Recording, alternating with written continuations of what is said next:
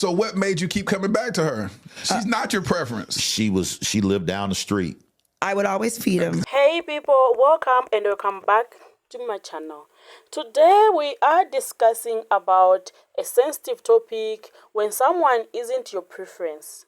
Let's explore this complex issue by watching this podcast called, is it Dear Future Wife? When this pastor and his wife were talking about their relationship.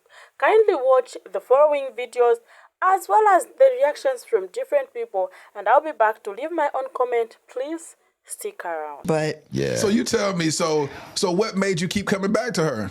She's not your preference. She lived down the street.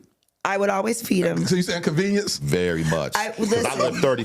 All my other girlfriends live 30 minutes away.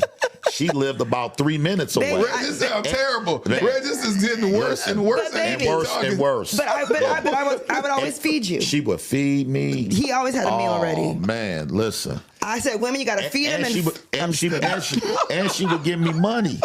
She worked at Lane Bryant. I'm like, this girl's a senior in high school working at the mall. I'm like, and then again, when we would talk, we had chemistry. We did. She just wasn't my preference.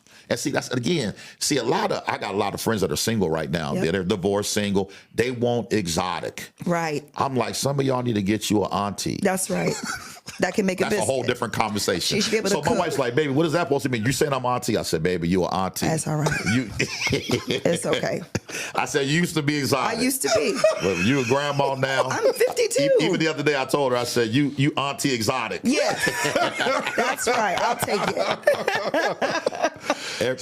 So even though you say that she's not your preference, clearly you're Money. This is why I warn women to never give a man a chance when he acts as if you're not his preference. When he goes out of his way to say, I don't usually like dark-skinned women. I don't usually like women with tattoos. I don't usually like plus-size women. I don't usually like women who have children. When he goes out of his way to make you feel like you're not his usual type, most of the time he'll never let you forget it. They will always use that to humiliate and to embarrass you. But this is the literal representation of what it looks like when a woman plays her own game of survivor. Outplay, outlast, outwit. Now you're telling me you even outspent? You was giving the man money? This man is happier than a pig in slop, talking about all the hoops he made her jump through to show herself to be worthy. And truthfully, he probably still doesn't think she is. A man can smell desperation in a woman from a mile away. He doesn't keep coming back because he loves you and he misses you. He keeps coming back because you're the only one that would let him. You have successfully beat out the competition, but what did you really win? Because he's no prize. That man isn't testifying, he's bragging. And they're not laughing with you, they're laughing at you and to your face. That man wouldn't put up with a tenth of what he put you through because he knows his worth. After he told you multiple times that he did not want to be with you, he never was going to meet your standards. He never was planning on doing anything with you other than what you were currently doing. If you are okay with settling for less, they are going to be okay for providing you with nothing. They're never going to give you what you want because you don't even see yourself worthy enough to walk away when someone is clearly not into you. Leave them alone. Do not expect people to show up and give you the value that you're not even giving yourself. Man only got to tell you one time that they don't like you. If you do not agree with that, if you do not see the signs, I'm sorry, baby girl, they're never going to say it to you. Men are not equipped to have normal communication. So if they have shown you who they are, if they've shown you by their actions and you continue to talk to them, you are now the problem, not them. Because they've already told you who they were. You just chose to stay. This is why you don't idolize other people's marriages. Those 30 years, 20 years, 15 years don't mean a god-daggone thing if you are in a relationship where you're getting mentally abused, mentally and emotionally abused. Then she had the nerve to say that's probably why you're still single. Well, good. I'm still single because where did you miss? You said God's voice was louder than his when he was pretty much telling you that he didn't like you, he didn't want you. You helping him get ready for a kid. Girl, you are delulu and you still delulu, right? Because you're not getting ready to sit here and advertise this love marriage of hell and try to make it seem like being single is some type of crime. See, this is where the men get it messed up. Nobody should want to be in a relationship with a man who is unhealed, because if a man is unhealed and he's struggling with himself, how in the hell is he gonna be able to take care of you? That's what people get it twisted. That's where look, we gotta start. We have to take in consideration that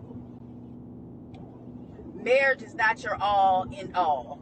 In the Bible, they also talk about how singleness can bring you happiness. So don't get it twisted. Don't listen to this. This man was with this woman before her frontal lobe was developed. That means her personality hadn't been developed. Her decision making had not been developed. She wasn't even able to purchase alcohol. It really, I don't idolize nobody marriage, because you do not know what's going on behind those closed doors. And she's still stuck on the Lulu. What else did you say, baby?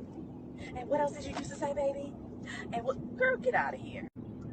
It's screaming no self-worth then, and it's screaming no self-worth now. What else did you say, baby? He said that you was his starter. What else did you say, baby? I like them, but I look like, girl, I would have kept some things. You just need to keep to yourself. I don't know who is worse, Mr. Sharpie or this Reggie Kelly lady. Y'all, love yourself, seek within, and stop depending on a human being to make you happy. You should have listened to. You should have followed that generational curse and left your husband like your mama left your daddy. Period. After watching her video as well as the reactions from different people, kindly share your thoughts in the comment section below, because preferences are a subject and influenced by personal experiences, cultural background, and individual taste. It's important to recognize that everyone has their own preferences. When someone isn't your preference, it's crucial to respect their boundaries and individuality. Avoid making judgments or assumptions based on limited information. Open and be honest about communication, and it can help you navigate situations where preferences differ. Be careful and empathetic in your interactions. Take time to reflect on your own preferences and biasness. Recognize that they may be involved in time, and be open to some of the experiences. To end our discussion, when someone isn't your preference, prioritize respect, empathy, and understanding. Focus on building your positive relationship and fostering a supportive community. Thank you so much for being part of this conversation. Please don't forget to subscribe, like, and share this video. See you in the next video, and stay safe.